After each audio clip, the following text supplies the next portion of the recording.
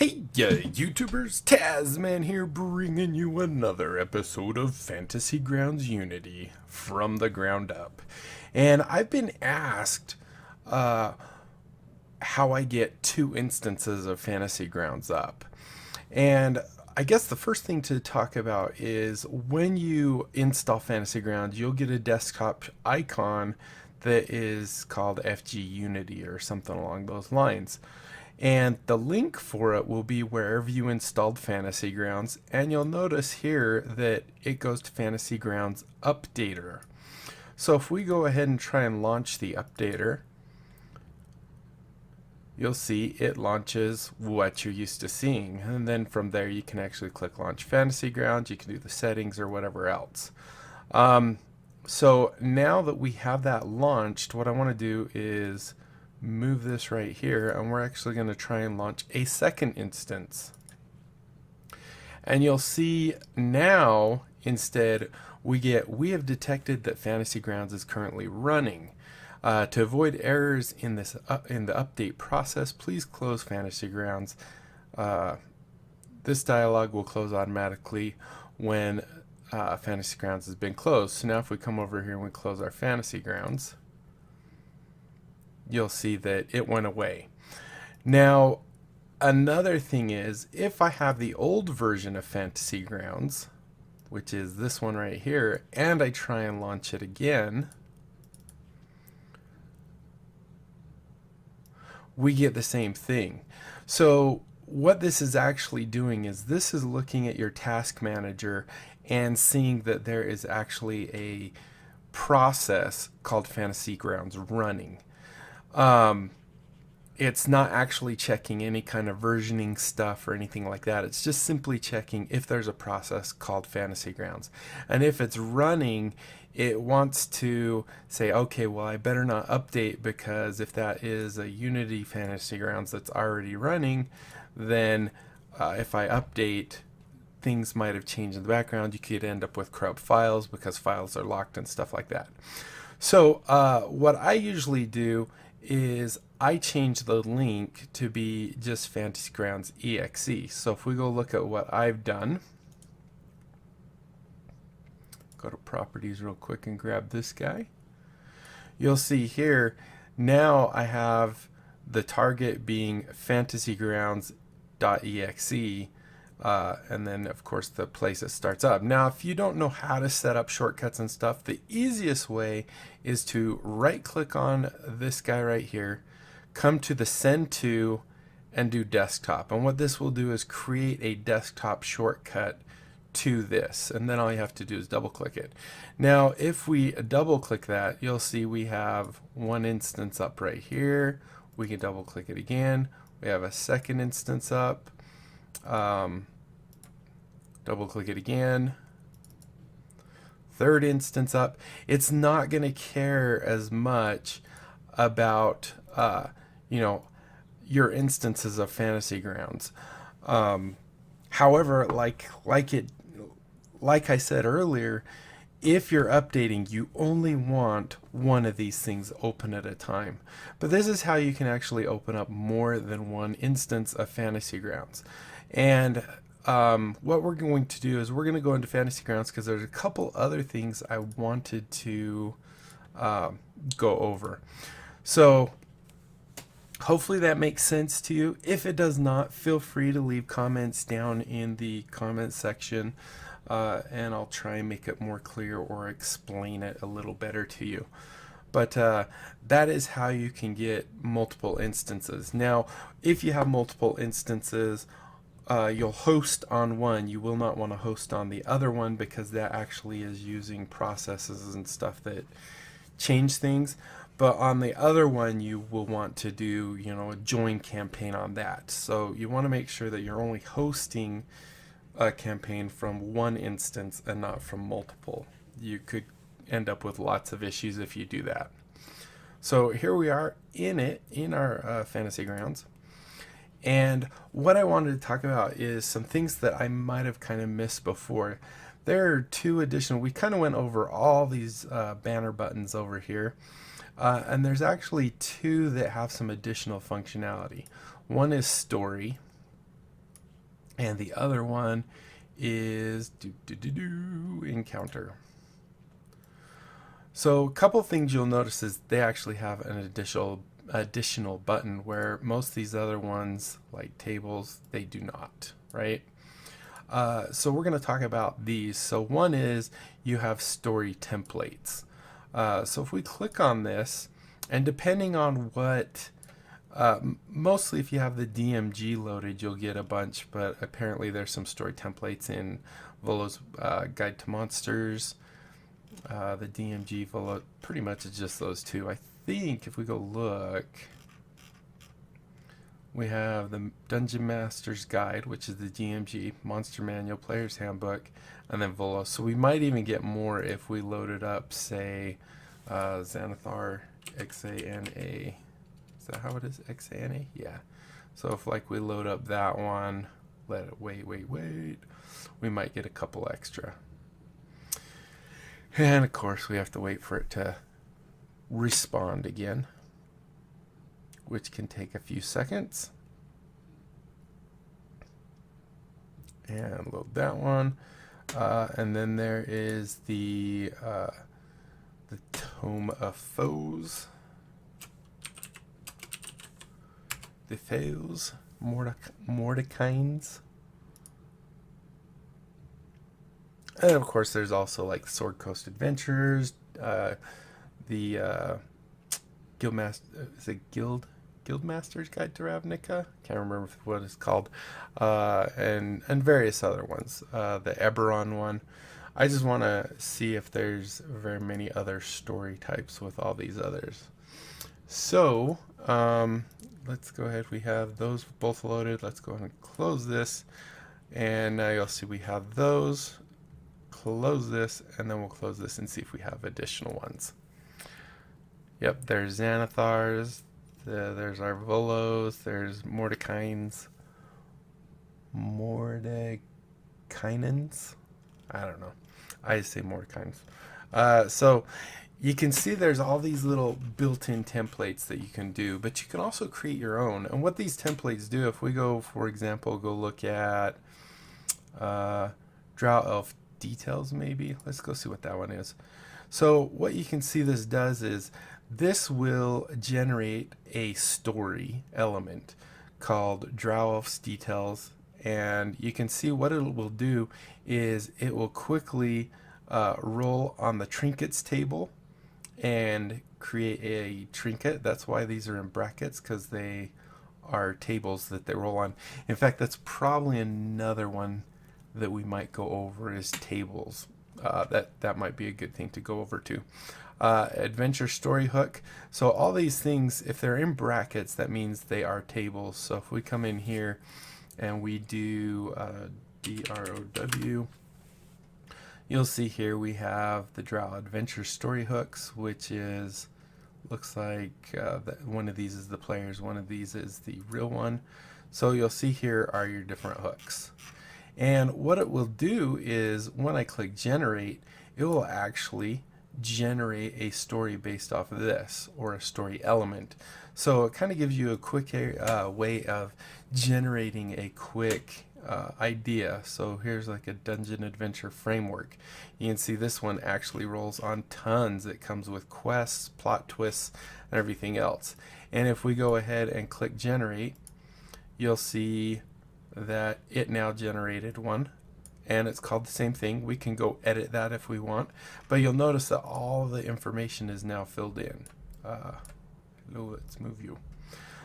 So now you can see party's goal is to stop the dungeon's monstrous inhabitants from raiding the surface world. Location, the dungeon's location's in a jungle. So anyway, it'll generate this whole thing for you, which is really nice. If we come in here and go now to uncategorized, no. Oh, actually, these are templates. We don't want it would be this one, uncategorized. So there you go. There's our thing. It always puts everything in uncategorized because it hasn't got a category yet. So that's kind of in a nutshell story templates. Encounters kind of works the same way. So you can also create random encounters, which is really nice. You can just click the random button.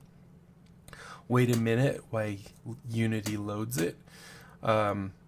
I'm sure that will get a lot better over time. But like I keep saying repeatedly, this is early access. You're going to see lots of issues. Um, let's see. So let's say we want to do Arctic Yetis or maybe Arctic Wolves. So here you can see that you are setting up a random encounter, and this is going to have 1d3, or the roll of one three-sided die, winter wolves. Now you'll notice there isn't really a 1d3.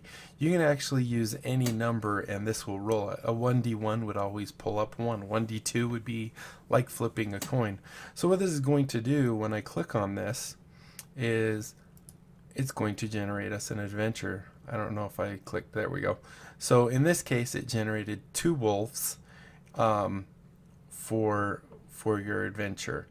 Now a nice thing about this also is depending on how big your party is, you can actually set up some special variables and such. So if we go in here, there's our adventure. We'll go ahead and delete that. So let's say, for example, and I think we have some party members in this. So we're actually going to create our own in this case. So let's go ahead and look at our party. So we have 4 people in our party sheet. Sometimes you might want to gear your encounter, couldn't remember the word, based off of how many party members there are. So let's say, for example, we wanted, if we're going to do a goblin, because those are easy for level 1s. So we're going to click add item real quick. Oh, hold on just one second.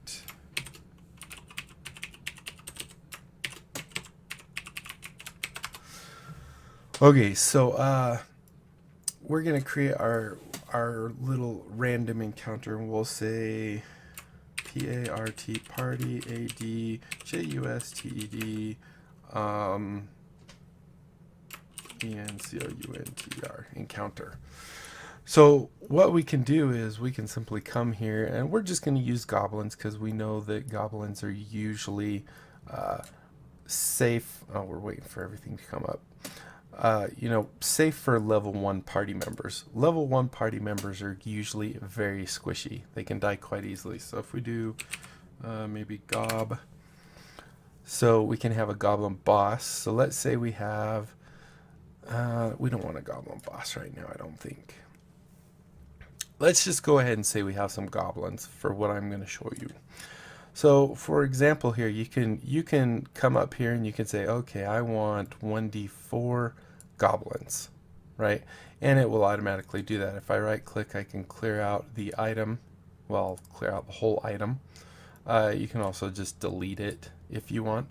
But some other things you can do is, let's say we have our party of 4, right? So we have a special variable based off of what's in the party sheet called $PC, or if you're into programming, it could be string PC.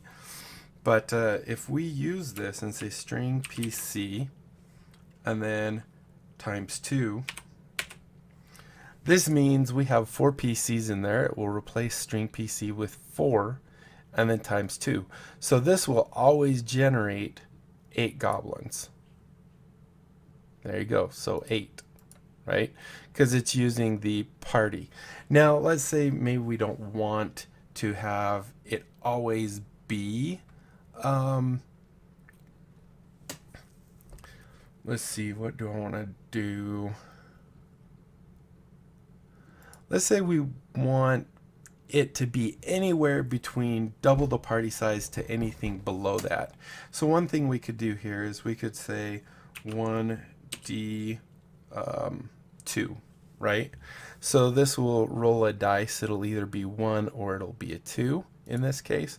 So if we roll this one, we'll see we get 4, which means it rolled a 1, right? Sometimes it'll roll an 8. Come on, give me an 8. Is that right? PC, which is 4 times 1d2. So yeah, it should be able to roll an 8. There you go. There's our 8. You can also, set it up however you want. Let's just get rid of these ones. like so. So anyway, you can set this up however you want. Like we could say, I want up to 4 additional because I know I have 4. So I could say plus 1d4. In this case, it could be 4. I mean, well, actually, I guess this could be 5, 6, 7, or 8 goblins that will be generated. So if we click on it, there's a 7. There's a 7.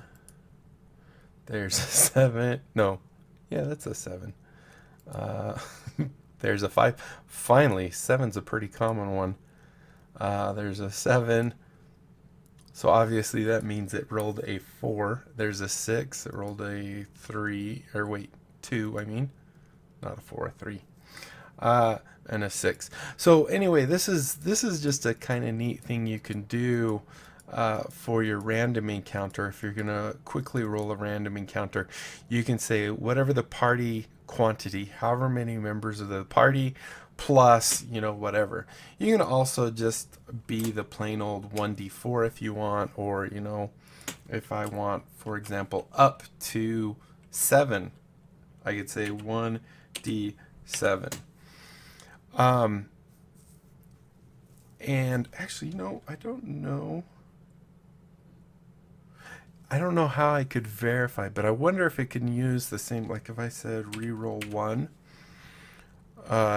this would mean we would never get 1, which means we should be able to get up to 2 to 7. And well, that's a lie. So clearly it doesn't understand the advanced syntax that you can do with die rolls. So this is just simply taking it like that. So this is, like I said, a really handy thing you can do. You can also, say, oh, so I want up to 1d, let's say 5. So I want up to 5 goblins and a goblin boss. And this, I just want 1. So if you put in a single number, it will always roll that. So here you'll see we get 1 goblin boss and we got 4 goblins. Roll again. We got 1 goblin boss. With a 1d4, your odds of getting numbers are a lot higher. So there's actually 5. Oh, there's our 5 right there. I was thinking we were doing 1d4. There's 3, so on and so forth. But you'll see this guy always will be that. You can also set whether they're identified or not identified. This will depend on what the setting is in here.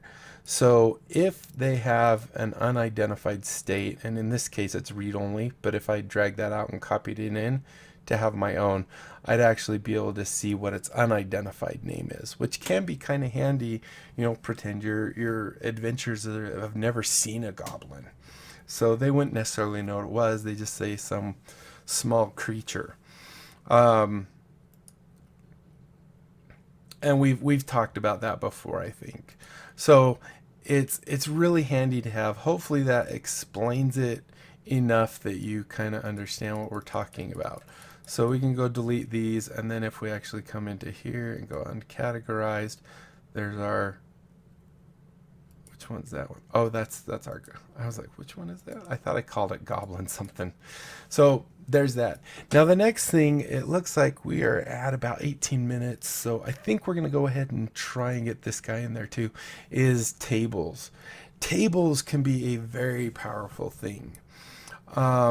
For example, if we come into uncategorized here, let's say we want to create our own table. Now, the output down here isn't always the prettiest, but if you have it go to a story element or something like that, it can look a lot better. But let's go ahead and say, for example, we want to create a table, maybe a seasonal table. So let's say you are going to roll a 1d4 on this table. Oops, I need to put it in here actually. 1d4 right there. Now, one quick way of generating a table is if we do it this way, we can do it fine. And then if we know it's a 1d4, we can just come in here and say add a column, or not a column, sorry, add a row, and we could go 4, right? There is a way that you can actually have it do it that it automatically Does it? So if you click on the add minus here where we were before, you'll see this one that says add table by size. Now if we click on this, we can have it automatically have 4 rows, 6 rows, more, or just close this window. So if we say more, you'll see that it says 8, 10, 20, or 100, right? If we go here again, so in this case, we want seasons. We're going to have summer, spring, fall, winter. And I did that in a weird order. But if we say 4, and then how many, this is talking about how many columns there are in the rows, and we just want 1. So now you'll see it automatically generated it, automatically populated it with numbers, and it just has, I think that's what that was. Let me just verify that real quick. I'm pretty sure that second one. So if we did 4 and then 2, that didn't even do anything.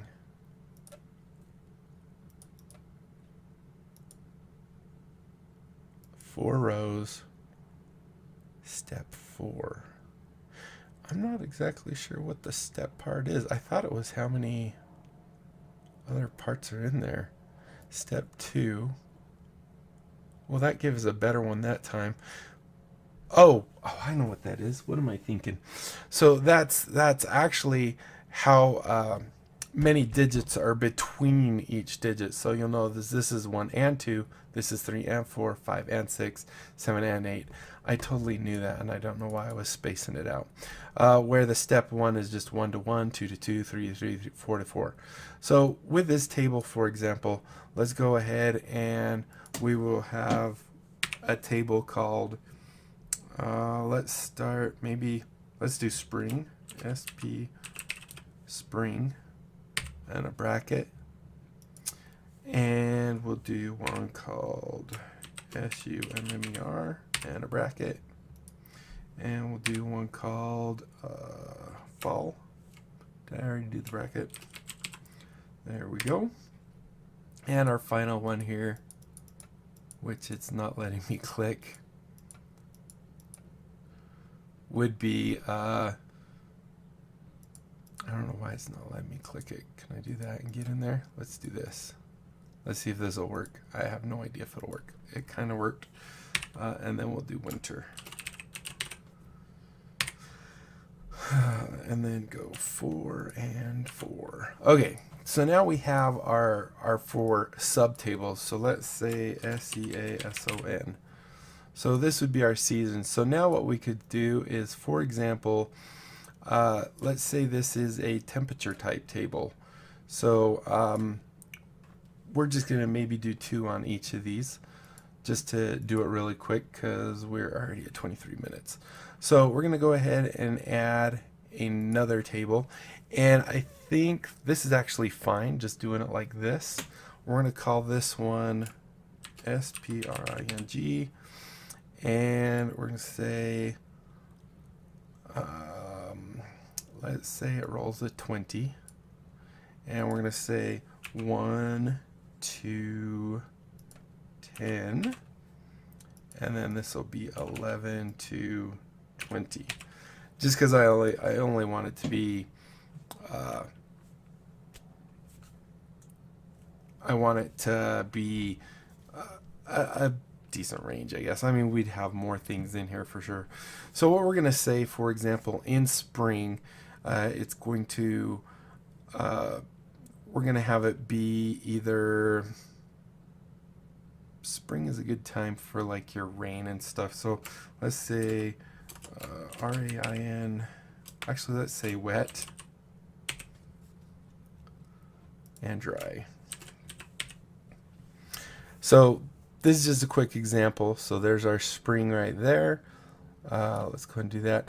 Now you can drag out and drag in and you'll make a copy.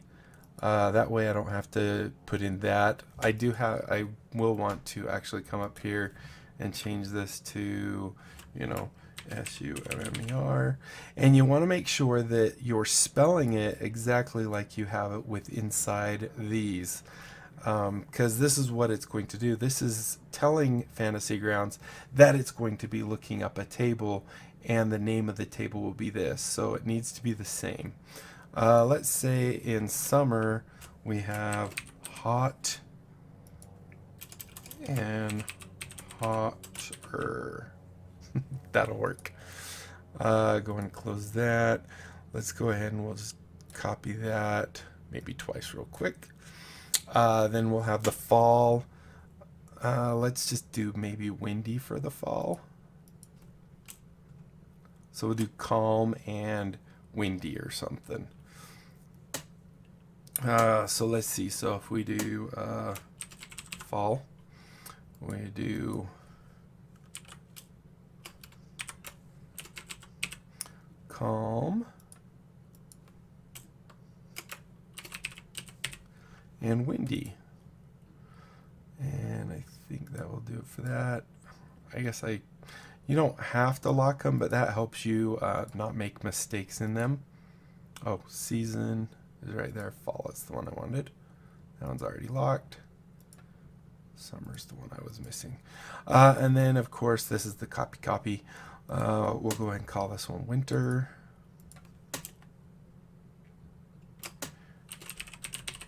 Winter. And we'll say cold and colder. Or freezing, maybe.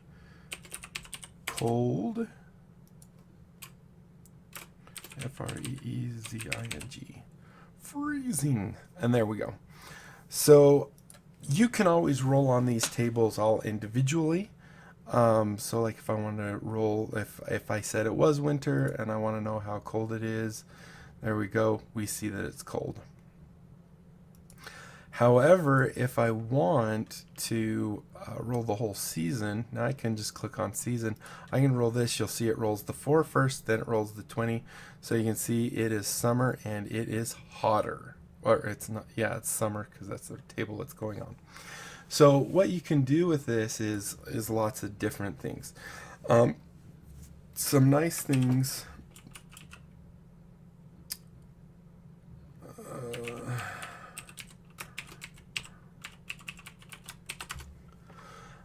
Some nice things you can also do with this is you can also add items to there. So let's say, for example, with our random creature or whatever, let's go ahead and just create another one. Let's make it be 4 and we'll just do the step 1. So let's say, for example, we wanted to have a random encounter that's not the encounter that's up here. It's actually going to say a single monster pretty much. But let's say we want to have maybe a goblin. We can actually just drag goblin in here and it will say goblin. If we wanted to say maybe zombie, we drag a zombie in here on that one. And we could also, let's do a Jelly maybe, a jelly, a jellin. There we go. The ochre, I can't say that. Is it ochre? Ochre? Whatever. And maybe we could have this last one be nothing. Nothing.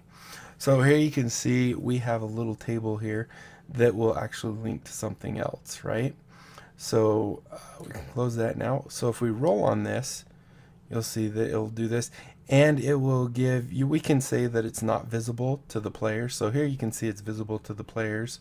If I roll this, now I can see there's a nothing because we rolled a 4. There is a zombie. And to pull up your zombie, all you have to do is click on the little eye there, not the eyeball, but the little eye in the sign, or it might be a buckler depending on your settings, and it pulls up your stats for the zombie. So you can do a lot of this stuff quite easy. Some other things, let's go ahead. Oh wait, I didn't want to do that. Go away, come back. All right, so some other things you can do here is you can also change where it's outputting to. Now you'll notice in this one we didn't actually give it a dice. It'll actually base it off of what's here. So if I change this to say 5, there's going to be a higher chance of winter, right? So if we do that, you'll actually see, I mean, it's still going to show whatever die it wants, but there should be a chance that we actually can roll a 5 in here. Let's see if we can get one. Come on, 2. Alright, I'm not going to worry about it.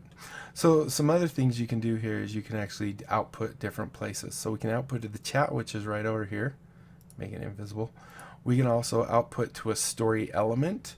So if we do it to the story element and roll that, you'll see it creates a new story element, and it tells us that it's freezing outside. Now we would probably have to actually have the story element. Sometimes I hate grabbing these things. So you'll notice it's not telling us the actual season. So what we would need to do is have it roll a 1 to 4, which would call a table, which would have these, or you just have this one call a 1 to 1, and then it would call a table. And then you can actually, it'll just kind of bullet list the thing. So if we roll it again, you'll see it actually creates a new one. Now it's hotter. Be easier to move these when they're locked. I guess not. So these are some things you can do. You can also output it to a parcel. So like if you had money in here, you could say, oh, this is going to be 100 platinum pieces or something like that. Or you can use math to it and say, 1d20 times, or you could say maybe 20 times 1d4 copper. And it's not going to care. So, for example, well, I don't know that we have time for that because we're at 31 minutes. But anyway, oh, whoops. I am not 100% sure I was done with that. So we can also output it to a parcel, an encounter, which is basically the same thing that the other one was doing. If we came here with our mob one, is that this one? We could output to the encounter, roll that, and now you'll see it automatically added the zombie for us. So you can do all kinds of really cool stuff with this. And then back to the chat.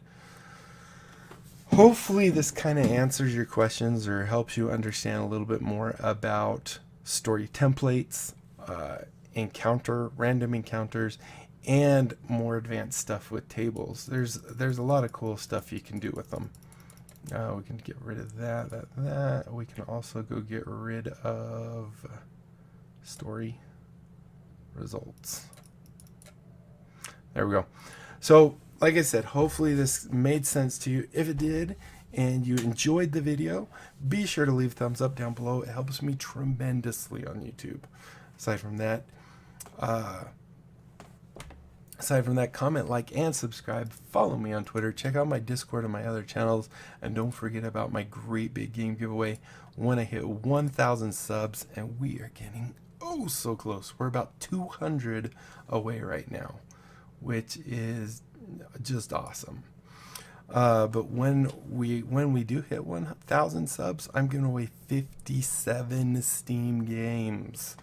I've made in the past videos that show exactly what the games are. Plus, I'm even including one copy of Fantasy Grounds Classic, but it is the ultimate, or no, it's the standard version. So that's another nice thing. And that's it. Until next time, I'll be seeing you later. Bye.